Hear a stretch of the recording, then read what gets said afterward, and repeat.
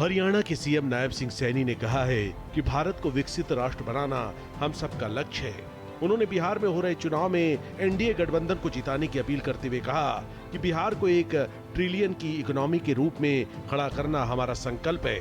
उन्होंने कहा कि प्रतिष्ठित लोगों के बीच में आने का उन्हें अवसर मिला, जो कि उनके लिए गौरव की बात है।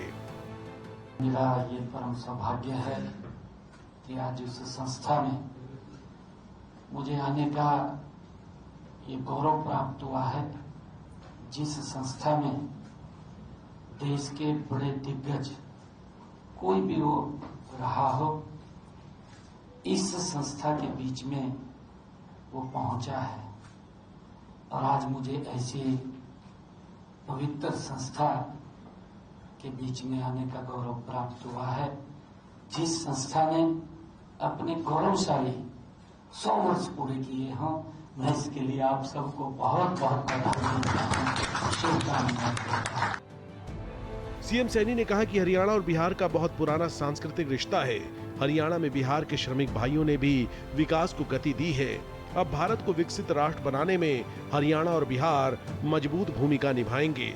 क्योंकि हम सब आज यहाँ एक विशेष कार्यक्रम के लिए एकत्र आए हैं, और ऐसे ही कार्यक्रमों के बीच में आपस में बैठ करके संवाद भी होता है, चर्चा होती है, चर्चा के परिणाम निकलते हैं, और हम सबका एक ही उद्देश्य है कि भारत विकसित राष्ट्र बने, जो आदरणीय प्रधानमंत्री जी का संकल्प है। हरियाणा के सीएम नायब सिंह सैनी ने बीसीसीआई संस्था के गौरवशाली 100 वर्ष पूरा होने पर भी शुभकामनाएं और बधाई दी। हरियाणा ने भूमि एवं राजस्व प्रशासन को पूर्ण रूप से डिजिटल करते हुए पारदर्शी और नागरिक अनुकूल शासन के नए युग की शुरुआत कर दी है। सीएम नायब सिंह सैनी के दिशा निर्देश में राजस्व एवं आपदा प्रबंधन की वित्त आयुक्त डॉक्टर सुमिता मिश्रा ने सभी उपायुक्तों के साथ वीडियो कॉन्फ्रेंसिंग के जरिए उच्च स्तरीय बैठक करते हुए डिजिटल सुधारों की प्रगति की समीक्षा की।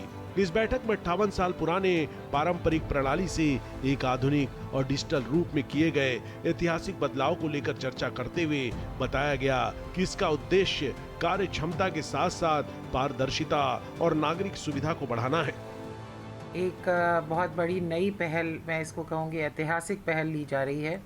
और ये जो 58 साल से हमारी जो प्रणाली बनी हुई है, तहसीलों में रजिस्ट्रेशन कराने की, जो ज़मीन की रजिस्ट्रेशन डीड्स हैं, उस व्यवस्था को हम बदल रहे हैं और अब हम पेपरलेस रजिस्ट्रेशन की ओर जा रहे हैं। हरियाणा ये करने वाला देश में पहला प्रदेश होगा। 29 सितंबर को माननीय मुख्यमंत्री जी ने इसे बबैन में, कुरुक्षेत्र ज़िले में लॉन्च किया था पहली बार, और अब 1 महीने की उसमें और इम्प्रूवमेंट और टेस्टिंग के बाद अब हम पूरे प्रदेश में 1 नवंबर, जो हरियाणा दिवस भी है, इसे लॉन्च कर रहे हैं। राजस्व एवं आपदा प्रबंधन की वित्त आयुक्त डॉक्टर सुमिता मिश्रा संग चली बैठक में तय हुआ कि जल्द ही सभी तहसील कार्यालयों में QR कोड आधारित फीडबैक सिस्टम शुरू किया जाएगा, जिसके माध्यम से नागरिक अपनी सेवा अनुभव को तुरंत रेट कर सकेंगे और किसी भी समस्या की रियल टाइम रिपोर्टिंग कर सकेंगे। वित्त आयुक्त डॉक्टर सुमिता मिश्रा ने कहा कि 1 नवंबर से हरियाणा पूरी तरह पेपरलेस भूमि पंजीकरण प्रणाली में प्रवेश करेगा, जिसके बाद किसी भी तहसील में भौतिक दस्तावेज की आवश्यकता नहीं रहेगी। अब सभी रजिस्ट्री केवल डिजिटल सिग्नेचर के माध्यम से ही मान्य होगी। ऐसा होने के बाद जालसाजी या दस्तावेज खोने के जोखिम समाप्त हो जाएंगे। वित्त आयुक्त ने कहा कि आमजन की सुविधा के लिए 3 नवंबर से पहले खरीदे गए स्टाम्प 15 नवंबर 2025 तक नए डिजिटल सिस्टम में मान्य रहेंगे। यदि आवश्यकता हो तो गवाहों को भी डिजिटल रूप में बदला जा सकेगा। हमने समयबद्ध सीमा में अभी 4-5 दिन का टाइम दिया है कि 5वें दिन तक ये हमारी रजिस्ट्री ऑफिस के कर्मचारी और जो रजिस्ट्रार हैं वो उसको चेक करके नागरिक के पास SMS चला जाएगा कि आपकी रजिस्ट्री अब तैयार है, वो ओके कर दी गई है।